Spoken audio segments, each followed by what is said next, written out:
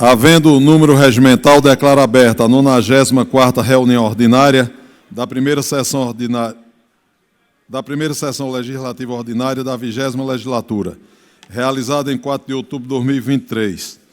Convido os deputados Rosa Amorim e Gilmar Júnior para ocuparem, respectivamente, a primeira e a segunda secretaria.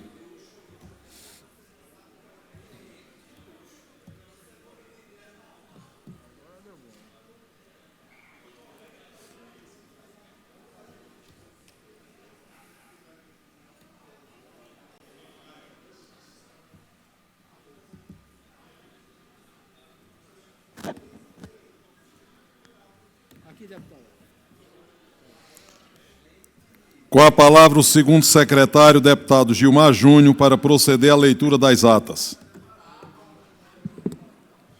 Boa tarde, senhor presidente, colegas deputadas e deputados, imprensa, pessoal aí nas galerias, TV Alep. A ata da 93ª reunião plenária ordinária da primeira sessão legislativa ordinária da 20ª legislatura, realizada em 3 de outubro de 2023. Presidência do deputado Álvaro Porto. O presidente abre a reunião e designa os deputados Aglailson Vitor e João de Nadege para a primeira e segunda secretarias, respectivamente. A ata da reunião plenária do dia 2 de outubro do corrente ano é lida, submetida à discussão e à votação, aprovada e enviada à publicação. O expediente é lido e enviado à publicação. Discussam no pequeno expediente os deputados João Paulo, Luciano Duque, José Patriota, Edson Vieira, Fabrício Ferraz e Dani Portela. No grande expediente, o deputado Renato Antunes é aparteado pelos deputados João de Nadege e pastor Júnior Técio. Discursa o deputado Adalto Santos. Na ordem do dia são aprovados em primeira discussão os projetos números 332, 582, 618, 626, 750, 752, 771, 810, 826, 828, 833, 854 e 1025. São aprovados em discussão única os projetos números 963, 966 e 1226. As indicações números 4136 e 4137.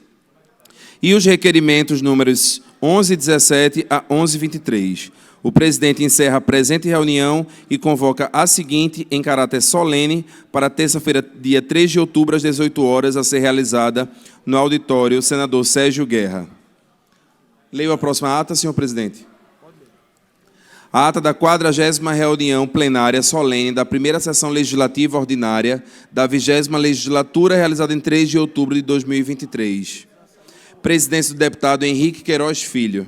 Inicia-se a solenidade em homenagem aos 80 anos das escolas municipais Mariana Amália e Pedro Ribeiro, situadas no município de Vitória de Santo Antão, de iniciativa do deputado Joaquim Lira. Compõe-se a mesa dos trabalhos, o presidente abre a reunião, ouve-se o hino nacional, discursam os deputados Joaquim Lira e Henrique Queiroz Filho. São entregues placas comemorativas da Assembleia Legislativa às senhoras Maiana Salles e Andréa Nascimento, diretoras das instituições homenageadas, que discursam em agradecimento. Ouve-se o hino de Vitória de Santo Antão, executado pela orquestra Semuve. Ocorre a apresentação do cantor Silvinho Cavalcante. Registram-se mensagens e presenças. Ouve-se o hino do Estado. O presidente encerra a presente reunião e convoca a seguinte, em caráter ordinário, para quarta-feira, dia 4 de outubro, às 14h30, a ser realizada no plenário o governador Eduardo Campos. Em discussão às atas, não havendo quem queira discutir, coloca em votação. Permaneça como se encontram aqueles que aprovam. Atas aprovadas. Passo a palavra para a primeira secretária, a deputada Rosa Amorim, para a leitura do expediente. Leitura do expediente do dia 4 de outubro de 2023, pareceres números 1572 a 1586 da Comissão de Constituição, Legislação e Justiça. Pareceres números 1587 a 1594 da Comissão de Desenvolvimento Econômico e Turismo. Pareceres números 1595 a 1602 da Comissão de Defesa dos Direitos da Mulher. Ofício número 60 de 2023, da deputada Simone Santana, solicitando licença em caráter cultural no período de 16 de outubro a 10 de novembro do corrente ano, sem ônus para esse Poder Legislativo, para viagem a Malta. Ofício número 164 de 2023, do deputado Claudiano Martins Filho, solicitando licença em caráter cultural no período de 5 a 10 de outubro do corrente ano para viagem a Portugal. Ofício CEPLAGE número 695 de 2023, do secretário de Planejamento, Gestão e Desenvolvimento Regional do Governo de Pernambuco, comunicando aos senhores deputados o prazo para entrega das emendas parlamentares da LOA 2023 à segunda comissão. É isso, senhor presidente.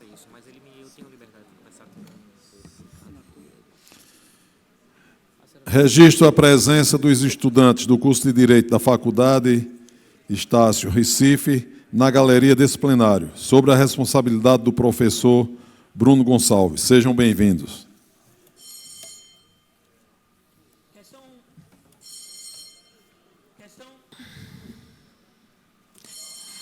Questão de ordem, senhor presidente.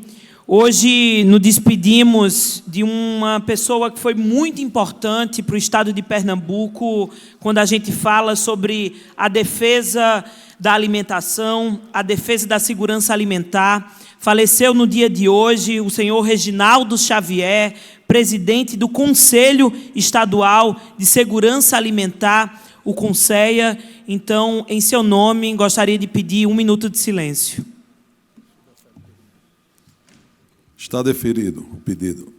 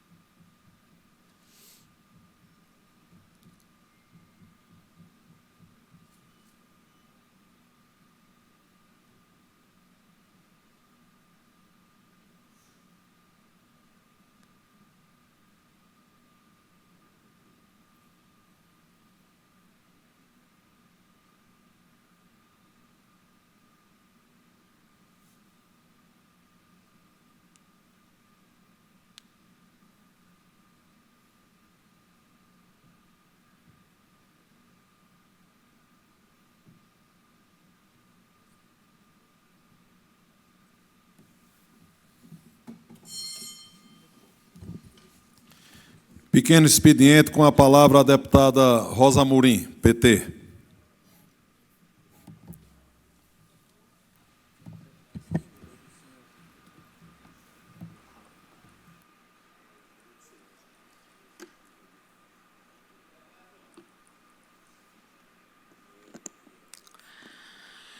Mais uma vez, boa tarde a todos e todas presentes, deputados, deputadas, senhor presidente, a quem nos acompanha aqui através da TV Alep, a imprensa, a quem nos acompanha aqui no plenário. Eu venho hoje falar sobre um ato que aconteceu aqui na cidade e um encontro que está sendo sediado aqui no estado de Pernambuco, na cidade do Recife, na Universidade Federal de Pernambuco, trazendo camponeses e camponesas de todo o país. Hoje pela manhã aconteceu um ato que tinha como tema comida saudável, dever do Estado, direito do povo, compromisso camponês. Essa iniciativa é do Movimento Camponês Popular, que desde a segunda-feira estão em atividade na UFPE. A 10ª edição do Seminário Nacional da Agrobiodiversidade Sementes Crioulas trazem camponeses de todo o Brasil, que têm a honra de receber no nosso estado a recomenda de todos e todas, e recomendo a visita de todos e todas ao evento que vai até amanhã, entre debates e uma bela feira que é uma demonstração da diversidade de produtos agroecológicos produzidos pela agricultura camponesa popular. Neste ano de 2023, comemoramos também os 15 anos de criação do Movimento Camponês Popular, o MCP. O ato marca o auge e acúmulo dessa atividade, demarcando com assertividade as questões principais para o desenvolvimento sustentável do campo. Programa de fortalecimento de sementes crioulas e de insumos agrícolas, ampliação orçamentária do Programa Estadual de Aquisição de Alimentos, implantação de pelo menos 5.000 quintais produtivos, combinados com tecnologias sociais, como cisternas de água para beber e para a produção de assistência técnica, tendo como público prioritário as mulheres e a juventude camponesa. Também, dentre as pautas, o MCP levou ao Estado de Pernambuco a qualificação da produção de sementes e melhoramento participativo das variedades produzidas no Estado a partir da parceria com o Instituto Agronômico de Pernambuco, criação do Programa de Agroindústrias Camponesas, construção de um programa de reforma de moradias no campo e a complementação de recursos para a construção de moradias no Programa Nacional de Habitação. Política específica para o combate à violência contra as mulheres no campo, programa de comercialização direta, programa de irrigação de baixo custo a partir de tecnologias sociais, recuperação de áreas degradadas e nascentes, programas de energia renovável, fortalecimento das cozinhas populares solidárias no Pacto pela Vida e contra a Fome. Fruto dessa construção, inclusive, que nosso mandato protocolou um projeto de lei para instituir a compra institucional de sementes crioulas, que, com certeza, com o apoio de todos nessa casa, teremos essa política instituída no nosso Estado. Assim, o Seminário Nacional e o seu ato político é um momento importante em que se reafirma o compromisso camponês no combate à fome, a partir da produção de alimento saudável, pela agricultura familiar. Dever do Estado desenvolver essa agricultura familiar, incentivar pela compra institucional, construir as condições para o seu escoamento. Nós queremos que a comida agroecológica seja realidade no prato de todas e todos os brasileiros e brasileiras, porque é um direito do povo. Então, viva os 15 anos do Movimento Camponês Popular, do MCP, viva a 10ª edição do Seminário Nacional do Movimento Camponês Popular. Obrigada, presidente. Com a palavra, o deputado Isaías Regis.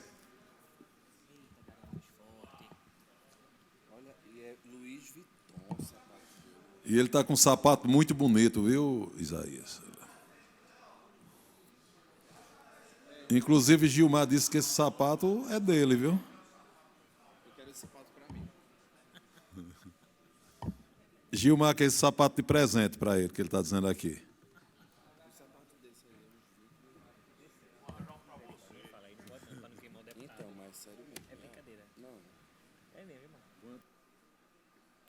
Senhor presidente, senhores deputados, senhoras deputadas, eu queria, num momento como esse, de alegria, de muita alegria para mim, porque eu sou um apaixonado por a minha cidade, que me acolheu e que, nos momentos mais difíceis da minha vida, eu tive a honra de ser empreendedor, chegar ao 4º mandato de deputado estadual e 2 de prefeito da cidade mais bonita de Pernambuco, que é a nossa Garanhuns. Mas hoje, para mim, me realizo por um motivo grande, um motivo quando eu vejo uma empresa na minha cidade desenvolvendo para gerar emprego, para gerar renda, para gerar divulgação da minha cidade. Hoje, eu quero agradecer ao secretário da Fazenda, nosso querido Wilson, por ter colocado a portaria dando a licença para que o selo dessa água mineral fosse a jato de tinta, porque a Lazy nós não temos a máquina aqui no nosso estado. Então, isso para mim, essa água daqui, essa água mineral Serra Branca, é de 1946, direto da fonte. Água mineral direto da fonte. E que honra muito a nossa cidade. Uma água que a pessoa que está tomando conta, que é uma das herdeiras, que passou 21 anos morando nos Estados Unidos e que voltou ao Brasil e voltou para Garanhuns, que é filha do grande médico de Pernambuco, filha de um grande médico de Pernambuco, que voltou para Garanhuns e que está em Garanhuns tomando conta da fábrica. E só com essa PET, que são em 3 tamanhos, de 1.000 ml, 500 ml e 250 ml.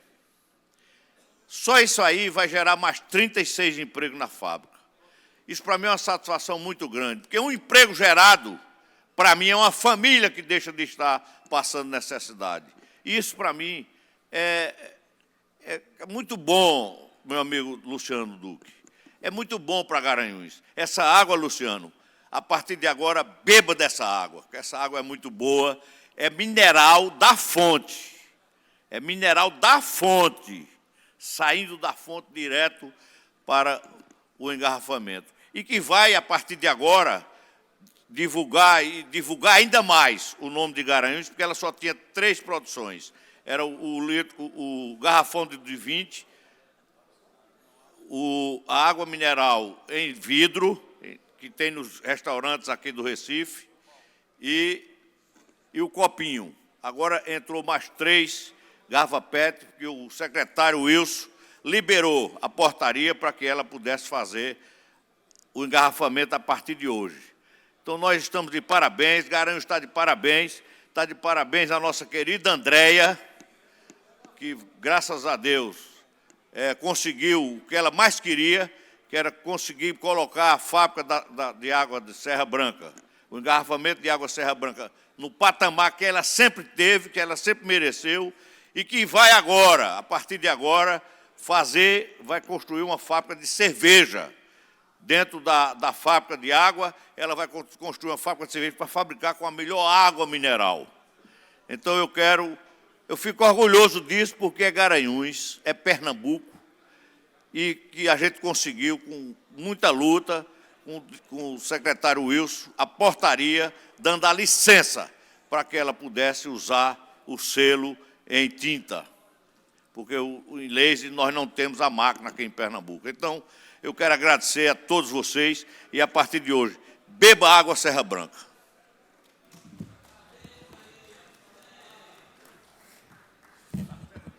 Com a palavra o deputado Edson Vieira, União. Ei, dê sapato a ele, porra. Qual o número do seu pé? Me diga aí.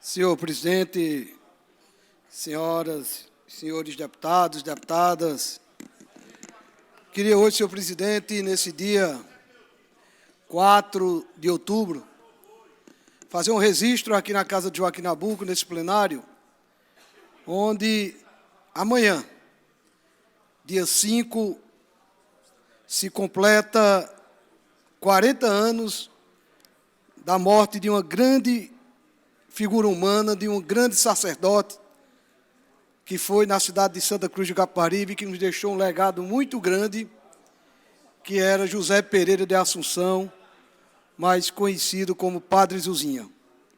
E aqui eu queria fazer uma homenagem a este homem que eu posso dizer homem de Deus, que deixou um legado na nossa história. Um homem que entrou na história e fez história, permanecendo como exemplo de amor ao próximo no coração de um povo, do povo santacruzense. No dia 7 de abril de 1905, nascia no sítio Várzea Grande, na zona rural de Itaquaritinga do Norte, José Pereira de Assunção. Aos 16 anos de idade, entrou para o seminário de Olinda, no ano de 1933.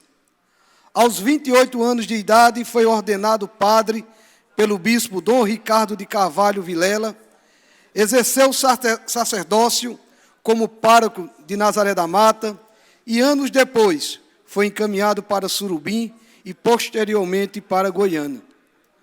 No ano de 1938, no dia 1 de janeiro, chegava à nossa cidade Padre Zuzinha, a Santa Cruz do Capibaribe, e veio em uma missão sacerdotal, trazendo na alma a humildade de servir ao próximo.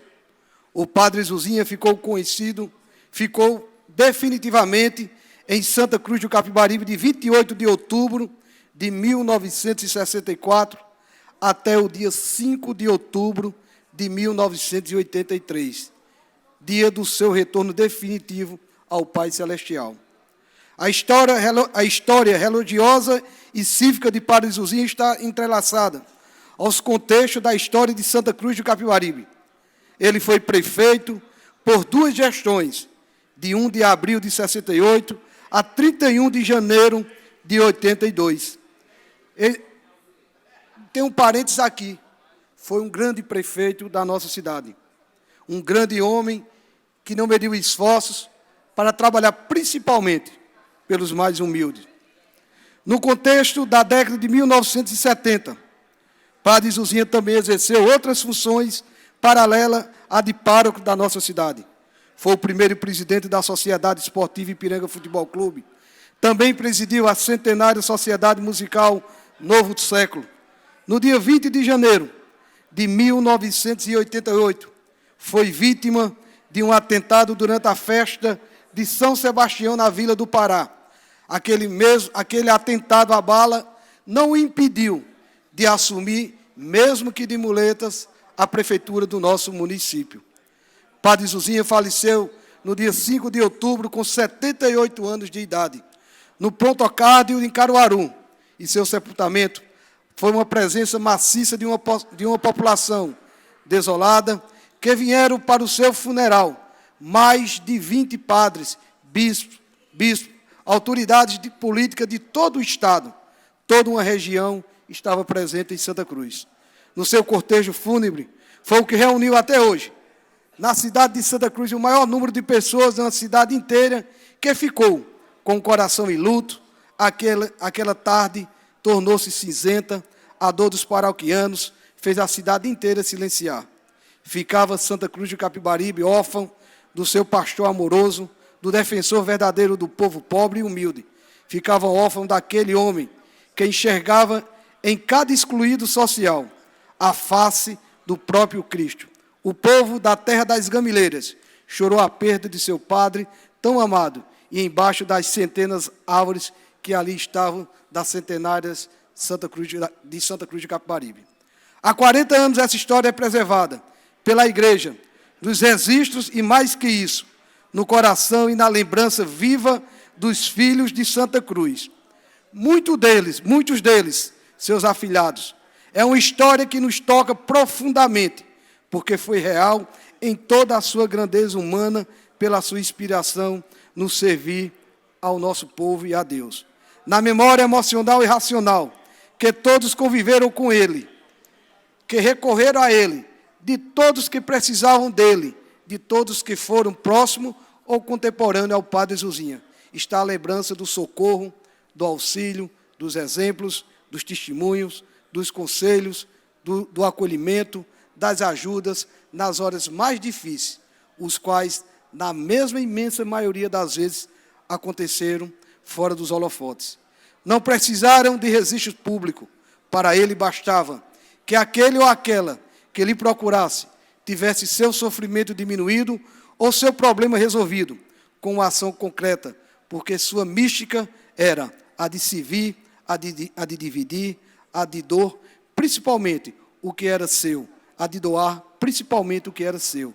Doar sem qualquer apego, doar sem olhar a quem, até mesmo o pouco ou quase nada do que se tinha. Padre Zuzinha soube ser doce, amável e acolhedor, da mesma forma como soube ser bravo, altivo, destemido, quando precisava alterar a voz em defesa da justiça para com todos.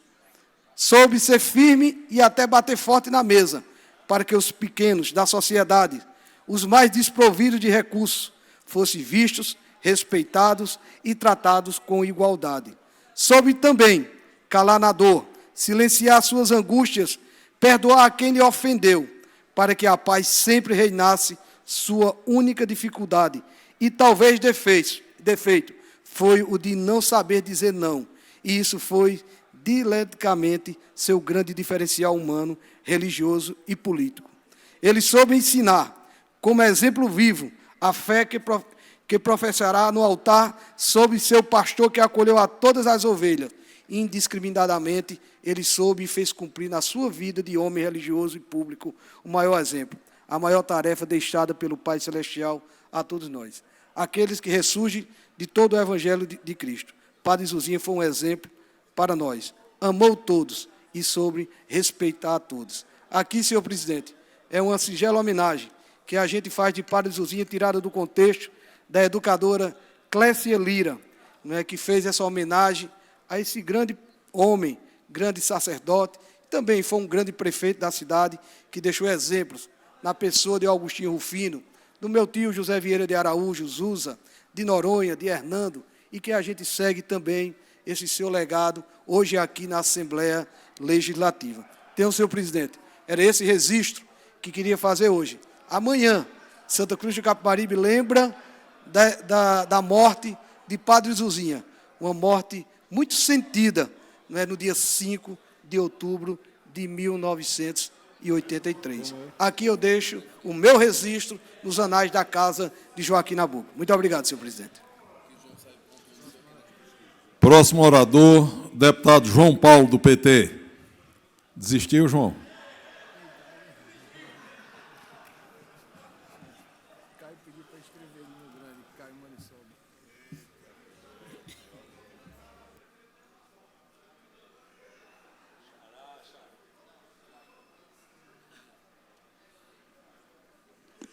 Senhor presidente, demais deputadas e deputados, o cenário que se montou aí embaixo foi uma fileira, em tese, no mínimo, de pré-candidatos a prefeito. Tinha mais prefeito do que candidato a prefeito que deputado na casa. Mas, senhor presidente, hoje eu gostaria de iniciar o meu pronunciamento de hoje colocando que, para muitos, política é a arte de fazer alianças. Para outros, política é a arte de Satanás, tá certo? E é sob esse quadro que eu queria me reportar hoje, nobres deputados e deputadas, há 23 anos atrás. Há 23 anos atrás, eu era candidato a prefeito da cidade do Recife, com 3, em tese, pequenos partidos, até porque o presidente Lula não tinha sido eleito ainda presidente do Brasil. Era uma eleição onde nós tínhamos um conceituado professor da Faculdade de Direito da Universidade Federal de Pernambuco, Roberto Magalhães, com 72% de aprovação, e, por outro lado, nossa ínfima coligação, onde todos colocavam como certo a vitória do primeiro turno de Roberto Magalhães. E aí, de um lado, era, em tese, considerado a família nobre do estado de Pernambuco, descendentes de governadores, e, do outro lado, um peão, operário de fábrica, filho de cobrador de ônibus e sem uma graduação universitária. Esse era o embate. E, nesse embate, nobres deputadas e deputadas, não era levado em consideração, assim, uma história que o PT e o PCdoB já tinham na luta e suas inserções nas lutas sociais, não era considerado toda uma luta política, porque mesmo o estudo, que não era de uma academia formal, mas os 6 meses na Europa com Paulo Freire também não significava nada. E depois, uma eleição extremamente difícil, com Carlos Wilson, polarizou todo o primeiro turno com Roberto Magalhães. E nós ficamos ali na nossa estratégia, porque, inclusive, o jornalista Magno Martins, quando escreveu o seu livro, e depois que eu li o livro, eu digo: Magno, você só colocou os erros de Roberto Magalhães. Você, em momento nenhum no seu livro, você considera nenhum acerto da nossa estratégia política para ganharmos a eleição.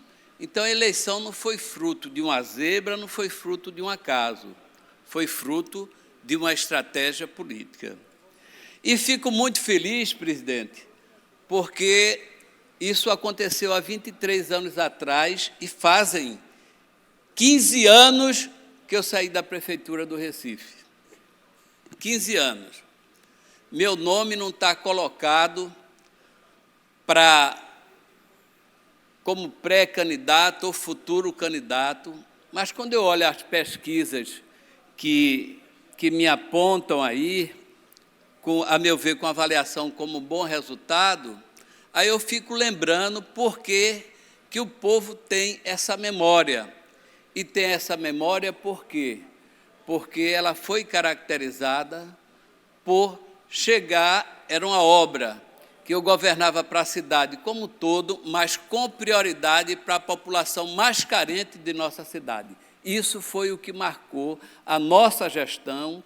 E o slogan, mesmo sem ser marqueteiro, foi quando a parcela da oposição dizia que nós, com 2 anos de governo, não tínhamos uma grande obra de pedra e cal, e eu dizia que a nossa grande obra mesmo era cuidar das pessoas. E a equipe de marketing pegou essa frase e colocou como slogan E hoje nós não temos um calendário, não temos uma eleição, até porque vai ser para o ano, com um cenário na política definido.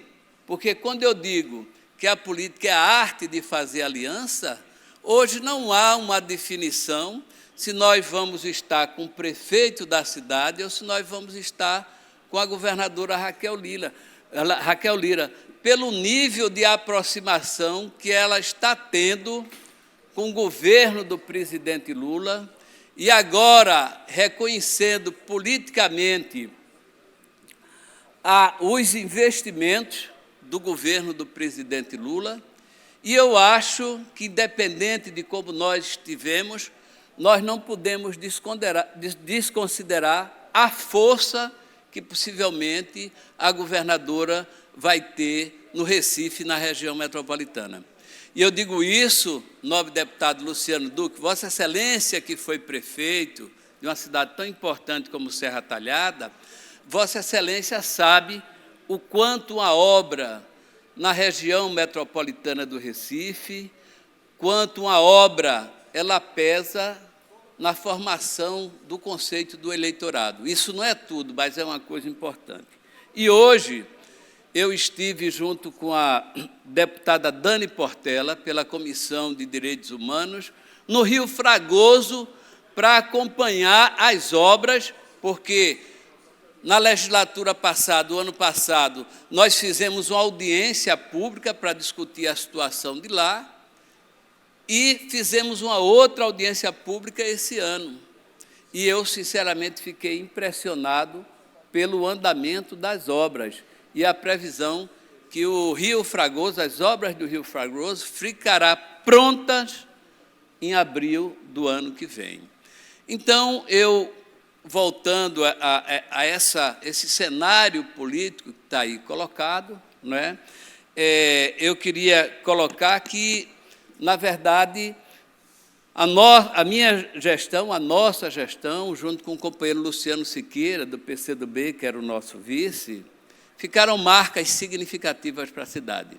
Primeiro, a essência de tudo, a defesa da vida e da vida dos mais pobres da nossa cidade, das famílias, porque a prioridade da nossa gestão era áreas de morro, onde a população pobre pode morrer a cada inverno, palafitas e áreas de conflito pela posse da terra, eram as nossas 3 prioridades.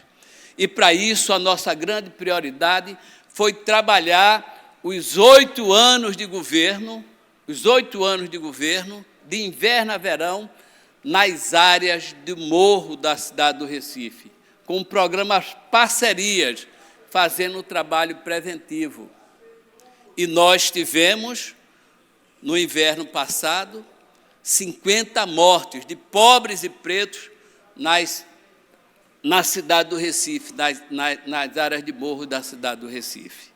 O orçamento participativo deu a conotação política da participação popular, da elevação da consciência política das massas, de ter uma interferência direta no orçamento da cidade, elegendo as nossas prioridades. O Carnaval multicultural revolucionou a cultura em nossa cidade e, sem sombra de dúvida, daqui saiu experiências para o resto do Brasil.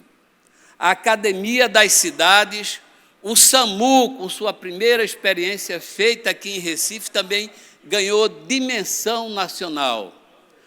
Obras como o Parque Dona Lidu, Recuperação da Orla, Brasília Teimosa, Canal do Cavoco, Paralela da Caxangá, sem contar o Aluno nos Trinques, trabalho de saneamento de Mangueira e Mostardinha, entre outras obras.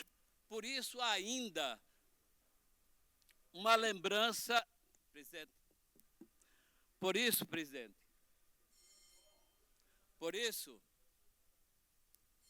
isso, há uma lembrança tão significativa. Mas eu queria também destacar aqui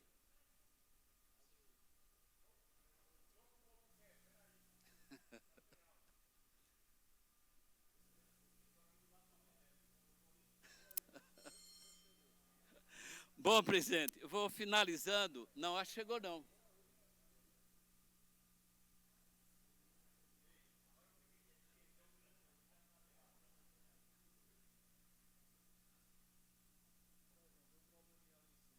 Deu problema, eu faço na garganta, como em porta de fábrica. Rapaz, forças ocultas.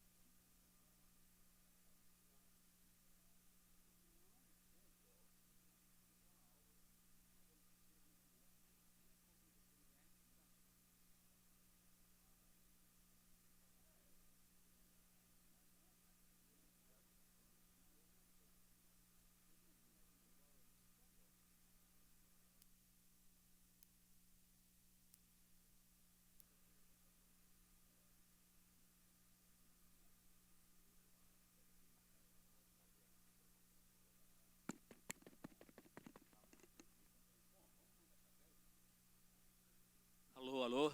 Voltou, presidente? Não.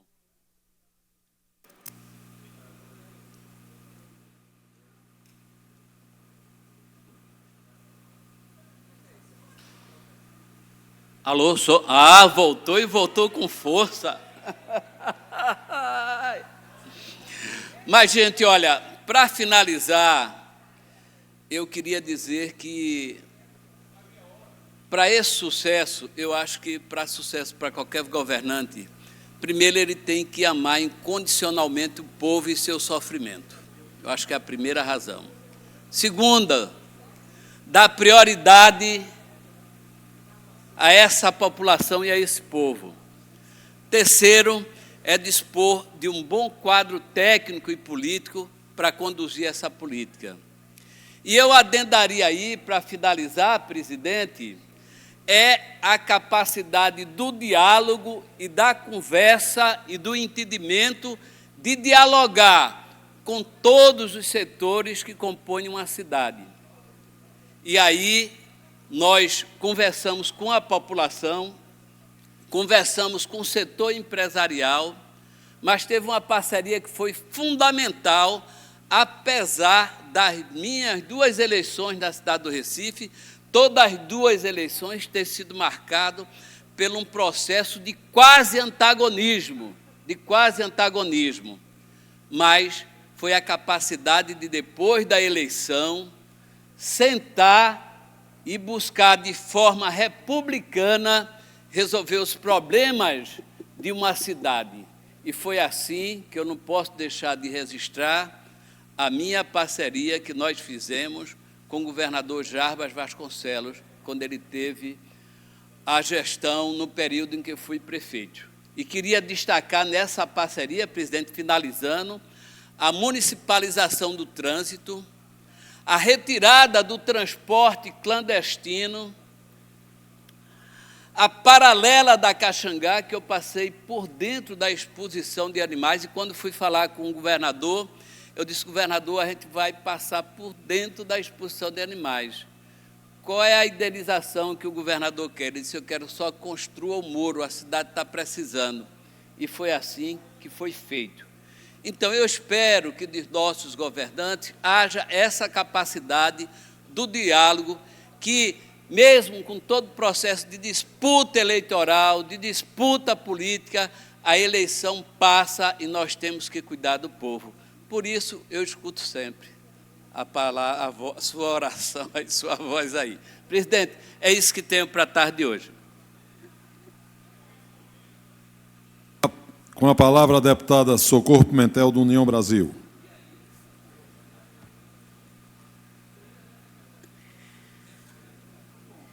Excelentíssimo senhor presidente, nobres colegas deputadas e deputados,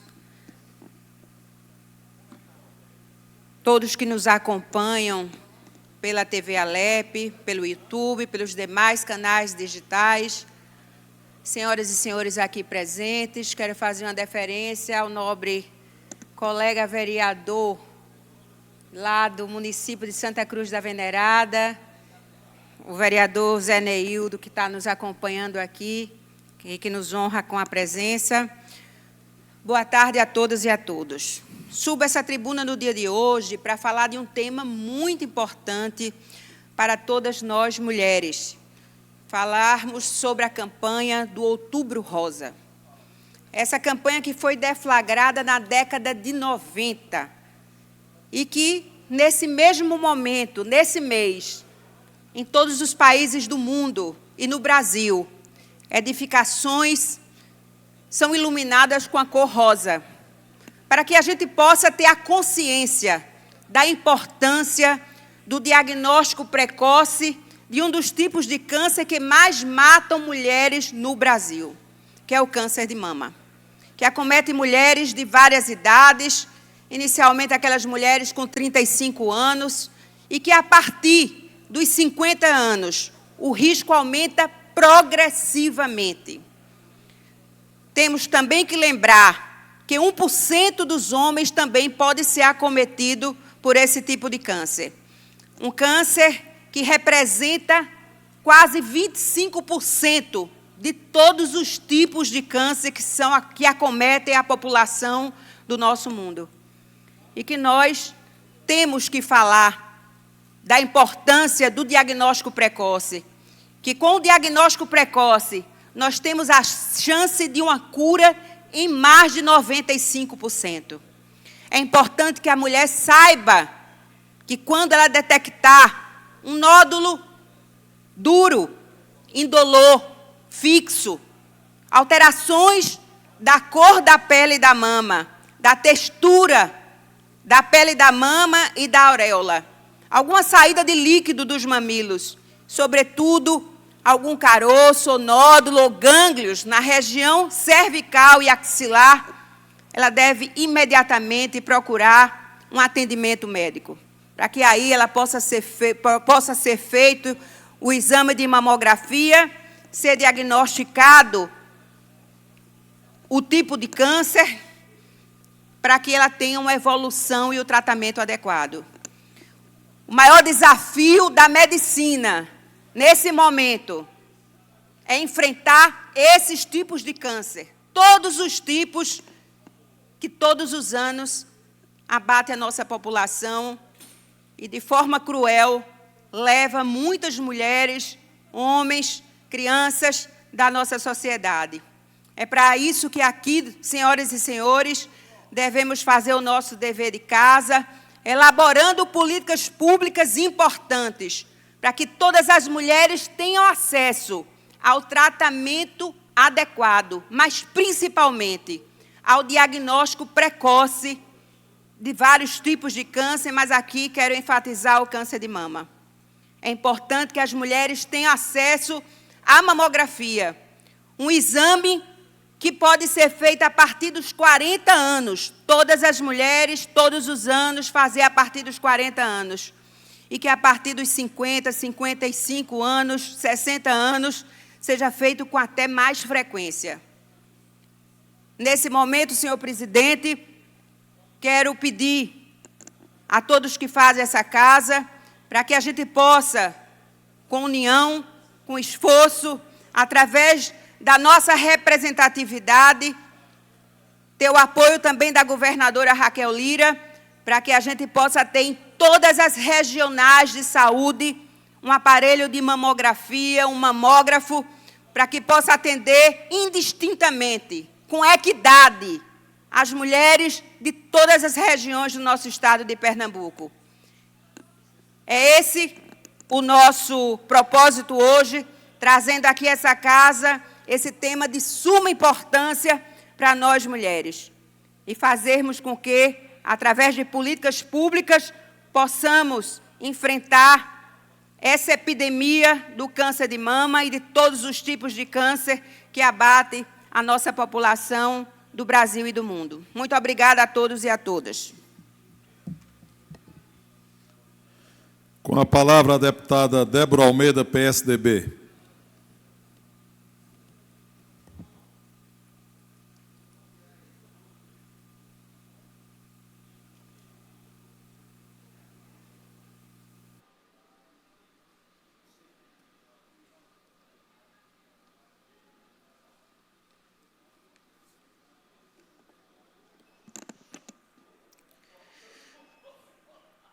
Prezado presidente, caros colegas deputados, deputadas, hoje venho a esta tribuna falar sobre a violência no meio rural. No Brasil, a violência no meio rural é um problema complexo, que afeta muitas regiões e uma grande causa de êxodo rural. E no estado de Pernambuco não é exceção.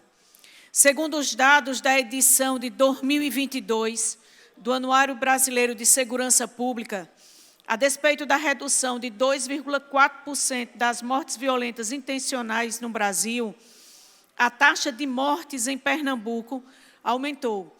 Em 2022, 3.423 pessoas morreram no estado.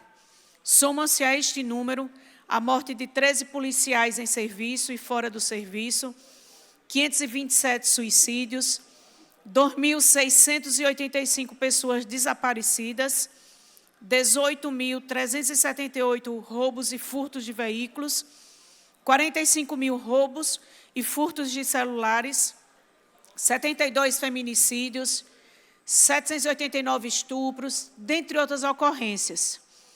Sem contar aquilo que é subnotificado, quando não acontece a informação e o livramento do boletim de ocorrência por aqueles que foram vítimas de furtos, de roubos, de extorsão. Considerando o cenário nacional, Pernambuco teve a 5ª maior taxa de assassinatos do Brasil e a 3ª do Nordeste em 2022.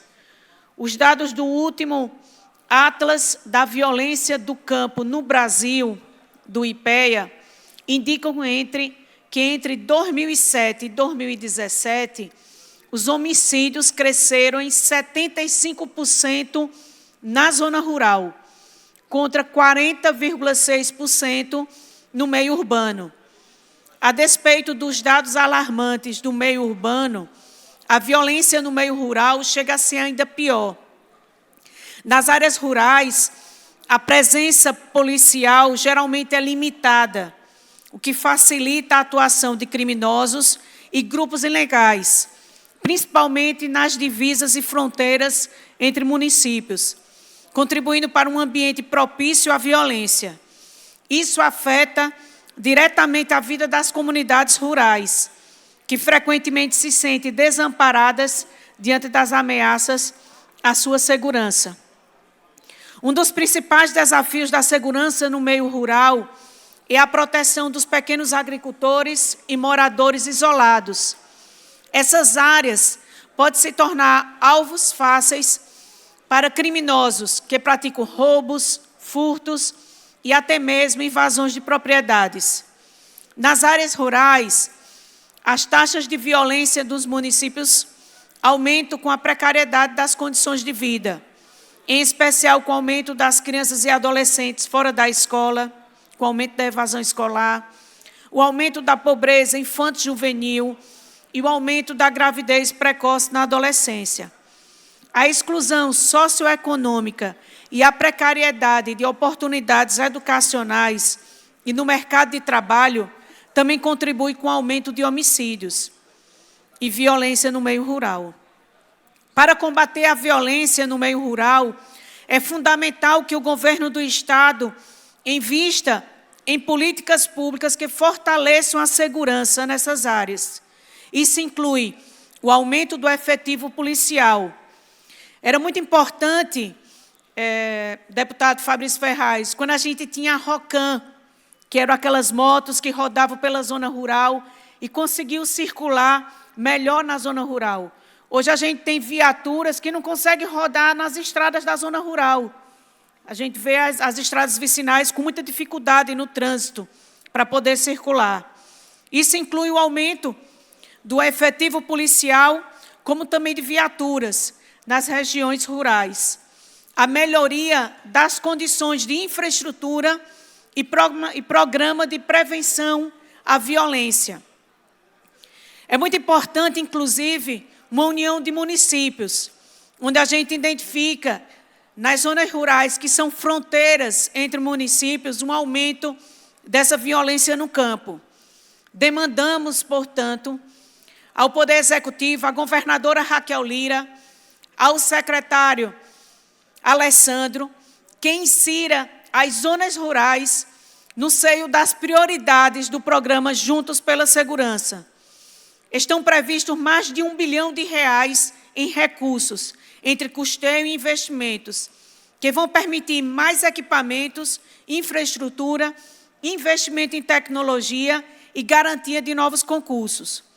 Com estes recursos, Pernambuco sairá do posto de 4º estado que menos gasta na segurança pública no país, colocando a segurança dos cidadãos e das cidadãs do estado em primeiro lugar. O meio rural precisa de água, saneamento, estradas de qualidade, escolas de excelência, uma rede de atendimento de saúde eficaz, mais empregos e qualidade de vida. Mas ele também precisa de segurança pública.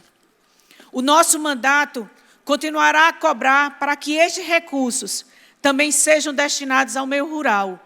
É inaceitável que moradores das zonas rurais tenham o seu direito de ir e vir cerceado em decorrência de atividades criminosas.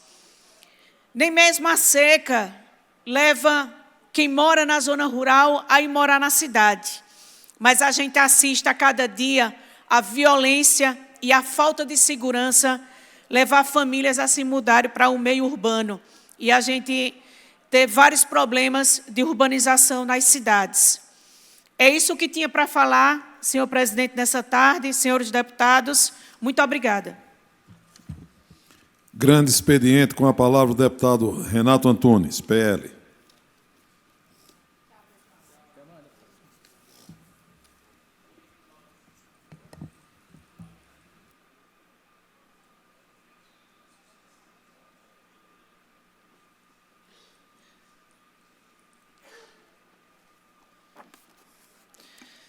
Boa tarde a todos. Senhor presidente, subo essa tribuna na tarde de hoje. Estamos há 1 ano e 4 meses que passamos pela maior tragédia devido às chuvas aqui em Pernambuco. Centenas de pernambucanos perderam suas vidas, famílias ainda estão enlutadas, outras centenas, talvez milhares, perderam a sua dignidade, que é o direito de ter um teto. Infelizmente, hoje estão vivendo de renda, de auxílios. E eu queria falar em nome de toda a população lá de Monte Verde, Jardim Monte Verde, da Coab. Novamente, estive aqui ontem, falei do Ibura em relação à escola técnica. No último dia 22 de setembro, inclusive, estive com a minha equipe lá, visitando uma escola, mas não pude deixar de visitar aquelas áreas de encosta, Caio. E falo com muita propriedade porque é uma área que eu conheço. Enquanto vereador da cidade do Recife, sempre tive reuniões naquela região. E é uma área muito sensível que eu queria a atenção de vocês, porque quando a gente fala de dignidade das pessoas, fala da identidade dela. E ali mora uma parcela da população de Pernambuco que não tem a identidade. Ninguém sabe se é recifense, se é de Jaboatão. Existem casos bem esdrúxulos, deputado Mário, onde a conta de água é do Recife, mas a CELP chega com o endereço de Jaboatão. Então, se há um problema de iluminação pública, inclusive, vai trocar uma lâmpada no poste, a gente não sabe a quem recorrer, se Recife ou a Jaboatão. Inclusive, conversando com o deputado patriota, dentro da Comissão de Direitos Intermunicipais, inclusive que esta casa também tem que ter esse cuidado de fazer essa mediação entre os prefeitos, de maneira a definir os limites daquela região. Mas o que me faz subir a tribuna hoje, e também ser portador de boas notícias, não apenas ficar, sabe, é tanta coisa ruim que a gente escuta, o jornal e a televisão, que tem que nos informar mesmo, mas é bom quando a gente também tem a possibilidade de respirar. Na última quarta-feira, mais uma vez, eu estava em Petrolina, cumprindo agenda no interior, mas fiquei muito feliz com o anúncio que foi feito pela governadora Raquel Lira, e é em nome disso que eu subo esta tribuna hoje, porque tive agenda com a secretária Simone Nunes, secretária de Desenvolvimento Urbano e Habitação, onde naquela ocasião foi prometido, deputado João Nadege, 62 milhões para trabalhar aquelas áreas de encostas. E, Mário, nós que estamos vivendo na região metropolitana, e onde as chuvas, que as águas deveriam ser motivos de bênção, porque no campo, quando chove, é bênção. Mas aqui no Recife, região metropolitana, a chuva causa preocupação. Quem mora na área de encostas, e João Nadege conhece bem isso, na área de Camaragibe, sabe o quanto é difícil para um gestor lidar no período de chuvas. E o que se viu no ano passado foi muita promessa, foi muita gente sobrevoando a área, e infelizmente o que não se viu foi, na realidade, na ponta da linha, o serviço chegando. A região de Jardim Monte Verde e de Monte Verde ainda parece um cemitério aberto, gente. As encostas ainda estão nuas. Já se vê a presença das gestões municipais tentando fazer, muitas vezes, o que não tem condições de fazer, que são alguns muros, algumas encostas sendo preparadas. E eu falava naquela visita que deve-se haver não se pode estar preocupado se é Recife, se é Jaboatão. O governo do Estado precisa estar presente. E quando a governadora anunciou 62 milhões de reais, que eu ainda acho que é pouco, mas já é um gesto, já é o suficiente para começar, para se fazer por uma região que precisa, Mário, da presença do Estado. É dignidade. E aí o que foi prometido, conversando ontem com a Secretaria de Desenvolvimento Urbano e Habitação, num total de 1.516 famílias serão beneficiadas. As áreas de intervenção de aproximadamente 110 metros quadrados, com a realização dos seguintes serviços. Serviços de terraplanagem, 100 mil metros cúbicos será o volume de terra que vai ser levantado, movimentação de terra, contenção de encostas, 29 metros cúbicos de pedra, rachão argamassada, drenagem pluvial de 2.700 metros de canaletas em concreto. E falar de drenagem, falo com propriedade, porque no Recife, enquanto era vereador, era autor da frente parlamentar que cuidava da macrodrenagem do Recife, que é um problema que deve ser encarado com muita responsabilidade. Mesmo sendo oposição a Geraldo Júlio, a João Campos, na ocasião que era vereador, eu entendia que não era problema para jogar na cara de um prefeito dizendo resolva. É um problema, Mário, que muitas vezes demora 5, 10, 20, 30 anos, mas alguém precisa tirar o danado da gaveta. Não podemos tratar macrodrenagem cuidando apenas de canaletas e canais. Macrodrenagem vai além. É cuidar com os rios e para onde as águas estão indo. E quando chove, naturalmente, cuidar das encostas. E se falar de contenção de 2.700 metros de canaleta, eu vejo isso como uma ação efetiva. Como falou o prefeito, o ex-prefeito João Paulo, e agora deputado, que a verdadeira obra é cuidar das pessoas. Quando você cuida de canaleta no morro, gente, você está cuidando das pessoas. Quando você faz muro de arrimo, não aqueles de enfeite, não lona plástica, porque Recife, infelizmente, é conhecido lá fora como, né, a teoria da lona de plástico, que para mim é apenas um paliativo que muitas vezes é para enganar, mas que não resolve problema. Então foi anunciado 2.700 metros de canaleta em concreto, revestimento e proteção de encosta, 40 mil metros quadrados em concreto projetado. Isso são dados reais que foram anunciados, está no projeto. E o nosso mandato terá todo o cuidado para acompanhar, para que cada metro quadrado desse prometido, na ponta da linha, seja empregado, porque, naturalmente, quando fazemos isso, aí sim, estamos cuidando de pessoas. Serviços complementares, mais de 1.000 metros de guarda-corpos, dando dignidade para aqueles que sobem e descem, João do Nordeste, nas escadarias, nos degraus, acessando a sua área. Porque uma coisa que eu aprendi, e não foi fácil, porque para a gente que moramos bem, graças a Deus, mas quem mora no morro, muitas vezes, está ali, Feitosa, porque não tem onde morar. Ninguém sobe o morro e prepara um terreno, derruba uma árvore, faz uma terraplanagem, vai porque quer. É muito fácil chegar e tirar. Mas quem sobe o morro para colocar lá um barraco, para depois colocar alvenaria, sobe porque precisa. O que a gente pode, enquanto poder público, é impedir que essas ocupações irregulares possam gerar morte. Mas uma vez quem está ali, a gente precisa cuidar. Não pode deixar que a coisa avance de qualquer jeito, e aí a gente possa também ser cúmplice da morte, quando a chuva vem. E a chuva, gente, eu aprendi que é bênção, não é maldição, mas ela é natural. E aí não tem como culpar prefeito A ou prefeito B quando a chuva vem. O que nós podemos fazer é, no período que dá para fazer, com o orçamento que nós temos, fazer e dar dignidade para quem precisa. Ainda foi prometido, nesse projeto, urbanização, mais de 1.600 metros quadrados de passeio, de área que possa garantir o direito de ir e vir. Plantio de 91 mudas de árvores de forma inteligente, que possa garantir a segurança. O replantio com árvores, com vegetação, que possa dar segurança ao solo. E esse é um projeto que eu vou acompanhar com muito carinho, João, e eu quero te ouvir, porque quem mora no morro pede urgência. Quem mora no morro não pode esperar a próxima chuva e a próxima tragédia.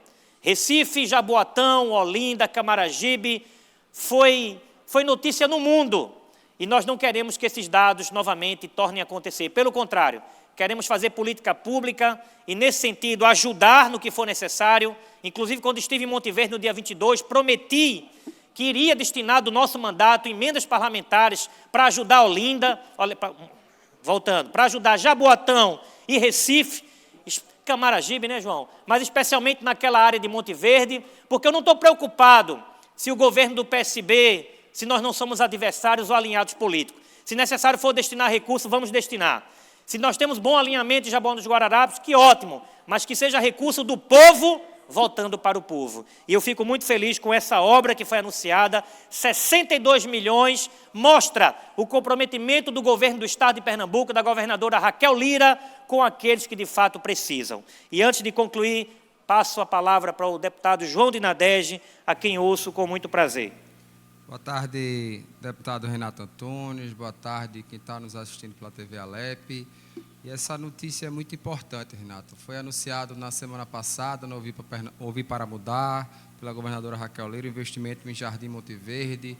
E a gente sabe que isso é um momento importante. Aquele povo que mora ali sofrido, abatido por uma chuva que não só atinge ali, mas atinge todas as regiões de morro da região metropolitana, seja Olinda, Camaragibe, Recife. Mas o que falta ainda é uma coisa muito maior. Eu acho que é importante as obras de drenagem, mas falta uma política nacional de habitação, feito Vossa Excelência falou. Ninguém mora no morro porque quer, ninguém vai morar numa palafita porque quer. Eu acho que falta uma política nacional. Eu acho que o Brasil precisa, independente de partido A, partido B, esquerda ou direita. Enquanto o Brasil não tiver uma política nacional de habitação, a gente vai sofrer, vai ter que estar fazendo esses paliativos, às vezes lona mesmo, porque muitas prefeituras não têm condições de arcar com o serviço das barreiras, enfim. Mas é um momento importante, é um momento também de parabenizar o governo do Estado, porque são 62 milhões, salvo engano, de investimentos. Espero que vá para outros municípios, como Olinda. Acredito que a governadora vai ter tempo, né? Tem tempo de mandato e vai ter investimento e dinheiro necessário para isso, até porque essa casa ajudou. Hoje mesmo pela manhã, no debate na Comissão de Finanças, o próprio secretário da Fazenda disse que já tem 800 milhões de reais no caixa do governo de Pernambuco, fruto de empréstimo que essa casa autorizou, pela autorização legislativa, para poder captar e fazer os investimentos necessários, que a gente está confiante. Mas parabenizo Vossa Excelência por trazer essa informação importante que o povo de Pernambuco saiba também e lembrar de outras regiões tão atingidas, bem como o Jardim Monte Verde. Obrigado, deputado João de Nadege. Incorporo vossa parte, inclusive Vossa Excelência, que faz parte, juntamente comigo, da frente parlamentar que cuida da macrodrenagem na região metropolitana. E a região metropolitana não é apenas Recife, a região metropolitana e Camaragibe também está nesse debate, juntamente com Olinda, são áreas geralmente, historicamente mais afetadas. Eu pretendo, deputado, convocar uma audiência pública para que a gente possa, de certa forma, também, são 62 milhões que já existe um projeto em andamento para isso, mas que a gente possa ter um comitê mesmo para fiscalizar as ações dessa obra, mas também possa atender outras cidades aqui na região metropolitana que sofrem com as chuvas. E eu tenho certeza que o seu trabalho junto conosco vai ser importante para que 62 milhões se torne mais recurso, inclusive fazendo apelo também, e aí muita gente pergunta, Renato, você é do PL, o que é que você acha da governadora estar tirando foto com o Lula? Que pergunta para mim até, desculpa a expressão, idiota. Ela é governadora do Estado de Pernambuco, e como governadora do Estado de Pernambuco, ela tem que buscar recurso federal sim, porque o recurso que está em Brasília não é o recurso de Lula, de Bolsonaro, de quem quer que seja, o recurso que está lá é do cidadão brasileiro. Então, para se fazer trabalho em costa de morro, gente, não se faz apenas com recurso de ordem estadual. O prefeito, e está aqui o deputado Rodrigo Farias, que representa a gestão do PL. Mas, concluindo, senhor presidente, eu falava, e termino com isso, que não se faz obra dessa natureza e de macrodrenagem se não tiver apoio federal. Inclusive, quando eu era vereador, o plano de macrodrenagem do Recife está orçado em mais de 1,5 bilhão. E seria irresponsabilidade da minha parte cobrar porque o prefeito fizesse sozinho. Tem que haver parceria, sim. Por isso, eu concluo dizendo que esse trabalho em Jardim Monte Verde, nas encostas, não é trabalho de um governo, é de um trabalho de todos aqueles que se interessam e têm a vida como dignidade. Por isso, parabenizo a governadora Raquel Lira e coloco o nosso mandato à disposição para acompanhar essas obras e que, de fato, seja entregue dignidade ao povo de Pernambuco. Que Deus nos abençoe, abençoe Pernambucano. Obrigado, Rodrigo. Vou deixar eu concluir. E ao prefeito, nada? Com a palavra, o deputado Coronel Alberto Feitosa. Senhor presidente, senhoras deputadas, senhores deputados, recebi hoje inúmeras ligações do nosso povo sertanejo que vive nos assentamentos em torno do Rio São Francisco. Assentamentos esses criados pela CHESF na hora da construção das barragens ali de Itaparica, que abastece todo o sistema de São Francisco, e que hoje viu, diante de uma decisão da Codevasf de devolver toda a responsabilidade desses assentamentos à CHESF novamente, e essas pessoas ficaram sem energia elétrica e, consequentemente, há 3 dias estão sem água, estão sem assistência técnica, com medo de ver sua plantação já morrer por 3 dias de falta de água para irrigação, como também os animais morrerem de sede. Senhor presidente, essa situação atinge a cidade de Santa Maria da Boa Vista, Cabrobó, Orocó, Petrolândia, Lagoa Grande, e falo aqui em nome de diversas pessoas, agrovilenses, agricultores, pecuaristas, da cidade de Cabrobó, Mauricélio Ferreira, Antônio Queiroz, Fabinho Carvalho, Maicon Andrade, lá em Orocó, Jean Clécio, na cidade de Santa Maria da Boa Vista, meu amigo Alessandro Medrado, Antônio Pereira, em Petrolândia, Marco Montila, Jane, ex-prefeita, Miguel do Leite, Sami, Gustavo Marques, Dedé, o ex-prefeito Lorival Simões. Imagine, deputado Caimoniçoba, imagine que hoje temos ali um governo, uma parcela grande daquela população, a maioria, votou no presidente Lula. Durante os 4 anos do governo Bolsonaro, essas pessoas não tiveram essa falta de atenção, esse desrespeito por parte do governo federal. Agora, quando a gente tem um governo que diz que vai dar uma atenção maior ao menos favorecido, ao homem do campo, a gente vê essas pessoas sendo jogadas às traças. É uma irresponsabilidade, é óbvio que a Codevasf sabia que o rebate, que as consequências dessa medida seria exatamente o que está acontecendo hoje.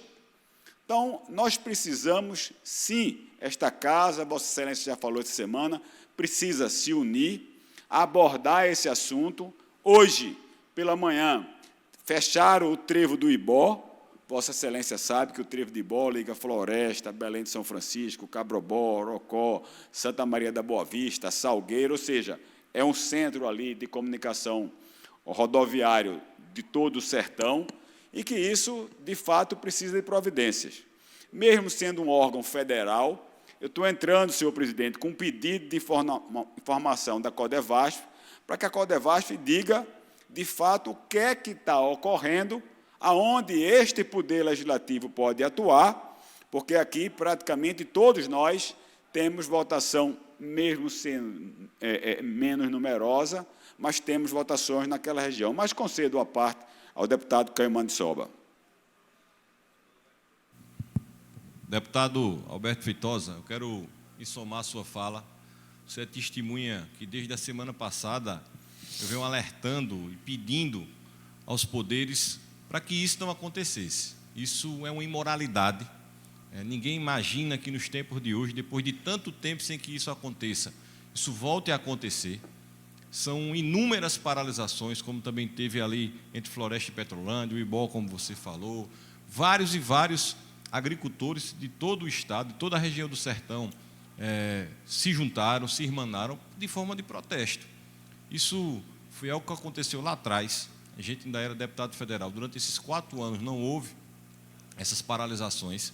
E é uma irresponsabilidade muito grande. Primeiro que, ao isso acontecer, tem que ser feita uma transição. Os agricultores precisam ser chamados, precisam ser informados de quando, de como e de que forma isso vai acontecer, porque hoje existe uma forma que foi colocada pelo próprio governo federal para acalantar as dificuldades dos agricultores do sertão, e de uma hora para outra chega com um fato desse que pega todo mundo de surpresa, gerando prejuízos enormes, e que a gente tem que se juntar, se irmanar, para que tenha uma solução para isso. Não pode os agricultores, os mais penalizados sempre do Estado, tão distante do sertão que você, Vossa Excelência, tão bem conhece, está passando pela situação que está. Eu fico aqui constrangido, fico revoltado com a atual situação. Eu votei no atual governo, mas ninguém se posiciona sobre essa situação. Isso é uma imoralidade, é um descaso, uma calamidade que está acontecendo com os agricultores.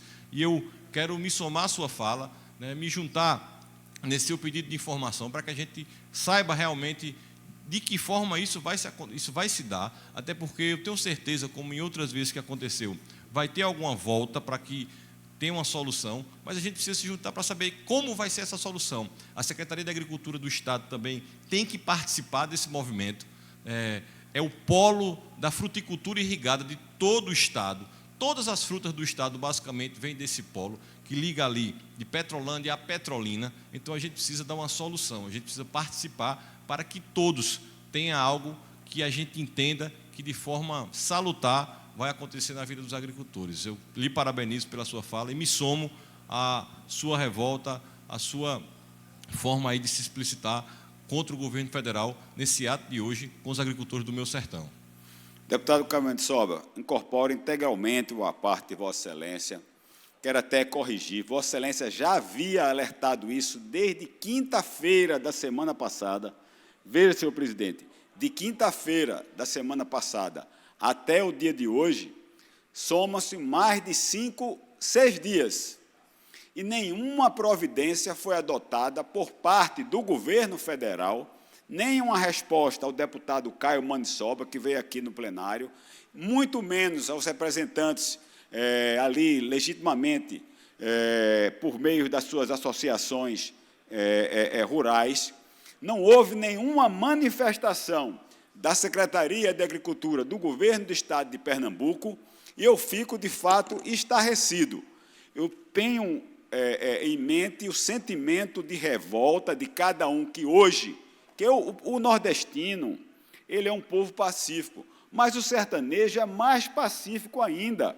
Imagine um homem sair da sua roça, deixar o seu trabalho diário para ir para uma beira de estrada, para queimar um pneu, para poder fechar a estrada, para reivindicar aquilo que é mais legítimo e fundamental para ele, que é a água. Não só para a sobrevivência dele e de seus familiares, mas principalmente para o seu ganha-pão, que são as suas roças e os seus animais. Por isso, deputado Caio Mandsoba, vamos assinar em conjunto. Eu convido Vossa Excelência, se Vossa Excelência assim aceitar, vamos assinar conjuntamente esse pedido de informação. E, mais uma vez, não posso deixar de fazer o registro. O Caio ele foi muito cuidadoso com as palavras, mas ele disse da sua decepção com o atual governo. A última vez que ele abordou e viu isso acontecer foi quando ele ainda exercia o mandato de deputado federal, quando eram presidentes da República, respectivamente, a presidente Dilma e depois Michel Temer. Nos 4 anos do governo Bolsonaro, não houve isso, muito pelo contrário. O que Bolsonaro fez para os nordestinos foi entregar a maior obra hídrica das Américas, que foi a transposição do Rio São Francisco, dando toda a atenção ao povo nordestino.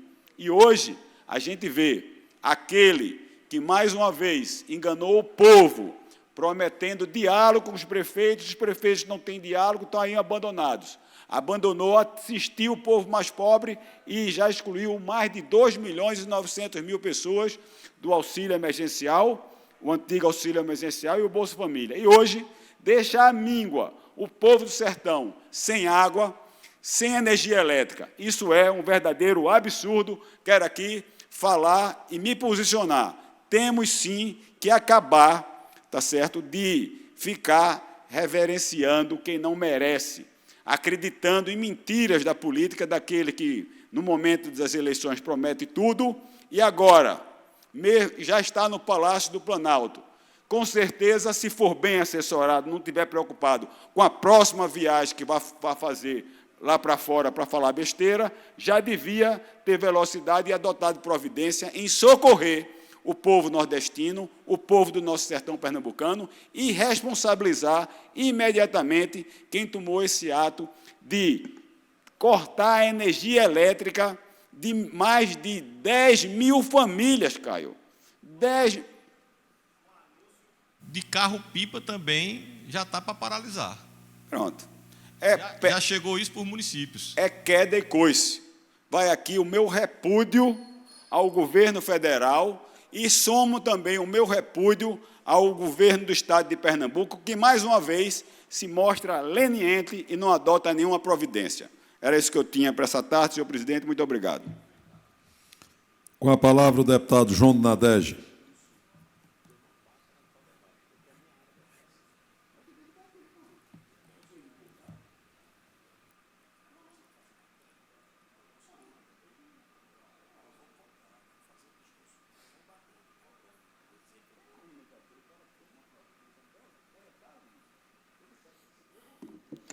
Boa tarde, senhor presidente. Boa tarde, senhores e senhoras deputados. Boa tarde, pessoal que nos cobre pela imprensa. Primeiro, agradecer a essa casa pela aprovação concedida ontem do título de cidadão a Diego Souza. Eu acho que é hoje, pernambucano que fala muito de Pernambuco, de Recife, para fora do país, para o Brasil por todo. Ninguém vem, nem sai para um lugar, deputado Rodrigo Farias, em morar 3 ou 4 vezes no mesmo lugar se não gostasse. Então, queria agradecer aos meus colegas deputados pela aprovação e dia 18 está marcado às 18 horas a entrega desse título. Mas o que traz à tribuna hoje aqui, quero parabenizar a OAB de Pernambuco, em seu nome do presidente Fernando e da vice-presidente Ingrid, pela criação da OAB de Gravatar, uma conquista valorosa para os novos advogados daquela região que ficavam na comarca, na OAB de Vitória. Então, em sessão do Conselho do Pleno da OAB, realizada na noite de segunda-feira, sob a liderança do presidente Fernando Ribeiro Lins, foi aprovada por unanimidade a criação da OAB de Gravatar. O relator foi o conselheiro seccional Bruno Ramos. Essa medida reforça o compromisso da gestão com a atual advocacia pernambucana, visando a maior proximidade da advocacia com a instituição. A iniciativa marca um passo significativo na interiorização dos serviços da representatividade da OAB. Então, é importantíssimo essa criação. Como advogado de formação, sei quanto é difícil na capital e bem mais difícil no interior poder contar com a mão amiga, parceira da OAB, do escritório, com a recepção, com gente que possa lhe auxiliar, com computadores, com digitalização, nesse momento tão importante que a gente vive. Então, a OAB dá um grande passo com a criação da OAB de Gravatar. Quase 300 advogados vão ser beneficiados com essa criação da nova criação da OAB. Parabenizo todo o conselho da OAB, em nome do seu presidente Fernando Ribeiro Lins, e quero dizer que mais movimentos como esse, partindo para a interiorização do Estado, valorizando o advogado, o jovem advogado, o advogado que já está com a média e longa carreira, é sempre importante. Era essa a minha fala na noite de hoje, presidente. Não, porque ninguém acredita mais em vocês, não. Próximo orador, deputado João Paulo Costa.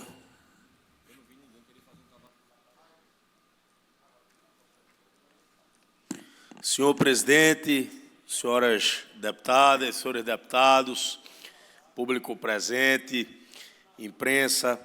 Senhor presidente, eu serei muito breve. Eu venho fazer um registro de que estive no último domingo na cidade de Sertânia, ao lado do meu amigo Júnior do Posto, um grande líder naquele município, um amigo que eu construí na política, e também ao lado de Pauliana Abreu, uma empresária, uma mulher séria, honrada, que tem muitos serviços prestados ao povo de Sertânia, que gera muitos empregos naquele município, e eu fiquei um pouco preocupado, né, com a situação da PE 265, que infelizmente está em péssimas condições, uma rodovia que é muito importante para a economia daquela região, está com muitos buracos, acontecendo muitos acidentes, mas eu entrei em contato com o governo do Estado, eu que já venho cobrando bastante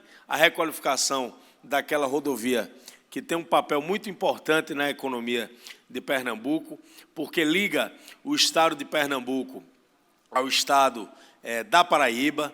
É muito importante para permitir o escoamento da produção agrícola em toda a região, inclusive do milho, do feijão, que vem da Bahia, passando por aquela rodovia. Mas eu tive a informação que o governo do Estado vai requalificar o trecho que liga Cruzeiro do Nordeste até Pernambuquinho, né? Isso vai ser uma obra de 43 milhões de reais, um investimento importante do governo do Estado, que vai permitir que aquela rodovia de 46 quilômetros de extensão possa ser requalificada. Eu venho lutado bastante no nosso mandato pela requalificação de diversas estradas pernambucanas e fico feliz quando eu vejo que o governo está tendo, de fato, um olhar especial para a requalificação de diversas rodovias pernambucanas, como essa PE 265, que a gente já vem lutando há muito tempo. Eu tenho certeza que é uma conquista do nosso mandato, da nossa defesa, a requalificação e esse anúncio que aconteceu do governo do Estado, dessa obra que vai sair do papel. Do trecho de Cruzeiro do Nordeste até Sertânia, o governo passado já fez a requalificação, mas agora a requalificação será completa do trecho que liga Cruzeiro do Nordeste até Pernambuquinho, e a gente vai continuar lutando bastante, até porque esse parlamento deu condições para que o governo pudesse estar fazendo todos esses investimentos.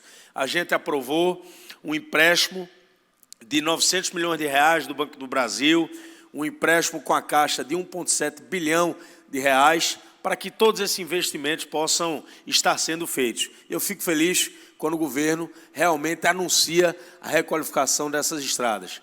Eu disse que a minha postura vai ser sempre de colaborar com Pernambuco, e quando eu entender que o governo está acertando, que o governo realmente está fazendo investimentos necessários, a gente vai estar aqui para reconhecer. Então, parabenizo novamente a Secretaria de Infraestrutura, o Governo do Estado, por esse investimento tão importante. Era esse registro, senhor presidente, que eu queria deixar na tarde de hoje. Ordem do dia, discussão única das indicações 4.138 a 4.169 e do requerimento 1.124 a 1.133. Autoria de diversos parlamentares. Lembro a todos que as discussões de requerimentos e indicações pelo seu volume são feitas em bloco. Quem quiser discutir alguma proposição individualmente, basta informar o número que a gente a destaca das demais. Coloco, portanto, em discussão as matérias. Não havendo quem queira discutir, coloque em votação. Aqueles que forem favoráveis permaneçam como se encontram. Proposições aprovadas. Não havendo mais inscritos, encerra a presente reunião e convoca a próxima em caráter ordinário para amanhã às 10 horas ser realizada nesse plenário. Tenham todos uma boa tarde.